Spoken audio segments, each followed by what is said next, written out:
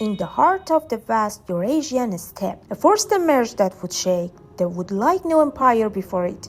A people feared for their brutality, yet admired for their discipline, condemned as destroyers, yet remembered as builders of the first truly connected world. Today we explore one of history's greatest paradoxes, where the Mongol savage conquerors or brilliant architects of military and administrative genius. To understand the Mongols, we must first understand the environment that shaped them.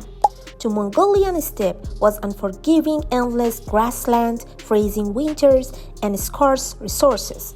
Survival demanded toughness, speed, and unity within the clan. Every child learned to ride before they could walk. Every adult mastered the bow and horse. This harsh land forged warriors unmatched in mobility and endurance. They were not a civilization of cities, but a civilization on horseback. Out of this world came a boy named Temujin, born into poverty and constant danger. His father was poisoned, his family abounded, and enemies surrounded him. Yet Temujin possessed three extraordinary gifts: an iron will, political genius, and unmatched strategic vision. He united warring tribes not by noble birth, but by merit.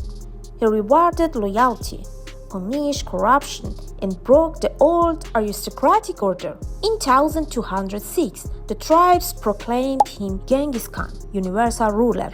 With this moment, the Mongol Empire was born. The Mongols are often portrayed as unstoppable destroyers, but their success came not from blind violence. It came from innovation. They revolutionized warfare with highly trained horse archers, lightning-fast communication networks, deception tactics such as the famous feigned retreat, precise military discipline, and an intelligence system that spanned continents.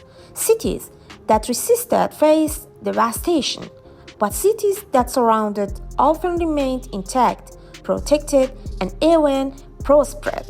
The Mongols used terror as a tool, not a purpose. Genghis Khan and his hair-launched campaign that redrew the map of the world. They conquered northern China, Central Asia, Persia, and the Caucasus. Under Genghis Khan and grandsons, the empire expanded further into Russia, the Middle East, and Eastern Europe. At its peak, the Mongol Empire stretched from the Pacific Ocean to Eastern Europe, the largest continuous land empire in human history. But conquering was only half the story.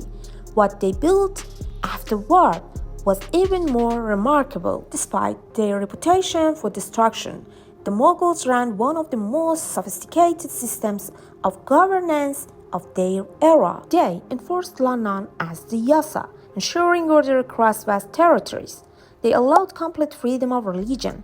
They protected trade routes across Asia, creating what historians call the Pax Mongolica, a century of stable, safe travel from Europe to China.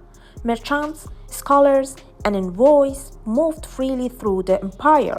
This sparked cultural exchange on a scale the world had never seen. Silk, gunpowder, astronomy, mathematics, and medicine all spread through Mongol guarded roads. After Genghis Khan, the empire was divided among his descendants: the Ilkhanate in Persia, the Yuan dynasty in China under Kublai Khan, the Golden Horde in Russia, the Chagatai Khanate in Central Asia.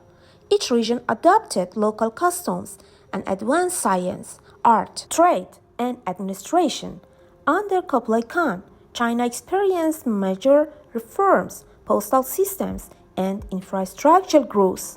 In Persia, the Mongols helped revive agriculture, improve taxation, and support scholars. These were not merely conquerors, they were governors. Yet, we cannot ignore the shadow of their legacy. Many cities that resisted, such as Nishapur and Baghdad, were completely destroyed. Millions died in the wars of conquest. Libraries burned, irrigation system collapsed, and ancient civilizations were scarred forever. The Mongols were capable of astonishing innovation. By the 14th century, the empire began to fracture.